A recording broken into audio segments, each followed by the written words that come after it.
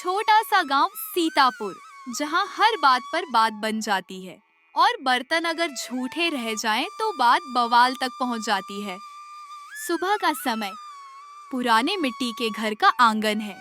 दादी बैठी है, उनके पास मुन्नी और चिंटू खेल रहे हैं। महिला पात्र कुसुम अंदर काम कर रही है। कुसुम, ये बर्तन कल रात के झूठे पड़े हैं, कोई हाथ नहीं लगाता अब। ये क्या हाल बना रखा है घर का। अरे अम्मा, मैं तो सुबह से झाड़ू पोछा कर रही हूँ। अब बर्तन भी मैं ही धोऊं? मुन्नी धीरे से चिंटू से। देखो ना, बर्तन की वजह से फिर से लड़ाई हो गई। अगर बर्तन बोल सकते तो खुद ही धो लेते। दादी की नजर बच्चों पर पड़ती है। तुम दोनों हंस रहे हो, चलो तुम्हें ही बर्तन साफ करने बैठा दूं तो मजा आ जाए। आज फिर कुसुम और उसकी सास की लड़ाई सुनी मैंने। झूठे बर्तनों पर इतना बवाल, हद है भाई। गांव का चौपाल, 3 पुरुष बातें कर रहे हैं, हरिया, शंभू और रमेश। अरे गर्मी का असर है ये। एक झूठा चम्मच भी मिसाइल बन जाता है इस मौसम में।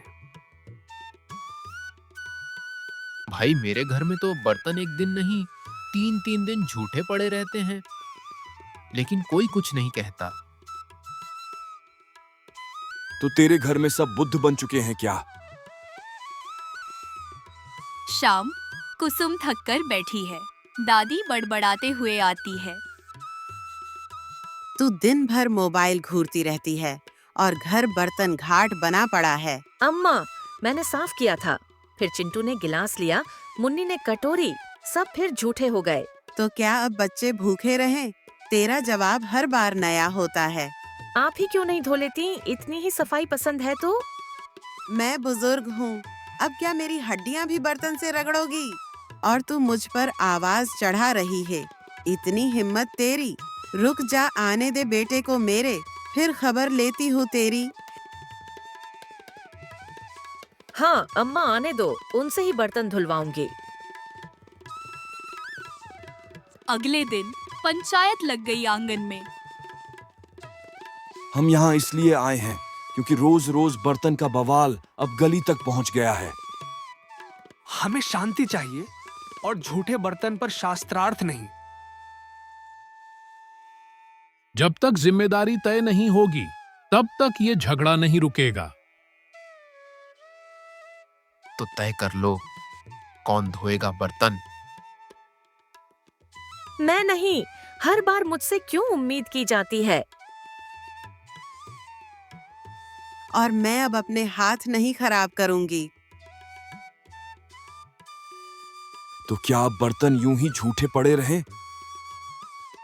चिंटू का सुझाव सबको चौंका देता है।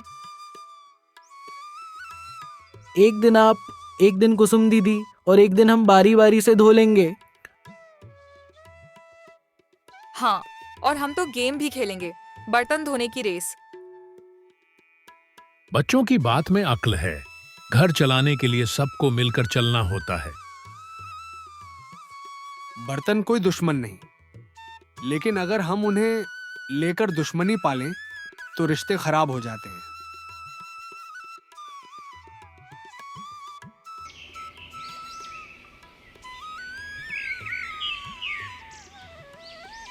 सुबह का समय, आंगन में हलचल। दादी प्यारी मुस्कान के साथ। अब तो आदत सी हो गई है इन बर्तनों की आवाज सुनने की। लगता है घर जिंदा है। और बर्तन धोने का नियम भी तो सबको जिंदा रखता है अम्मा जी। आज मेरी बारी है बर्तन धोने की। लेकिन मुन्नी, तू तो कल भी धो चुकी थी। मैंने तुम्हारे हिस्से का भी धो दिया था। बोलो, अब कौन बहादुर है? मुन्नी को बर्तन सेना का कप्तान बना देना चाहिए।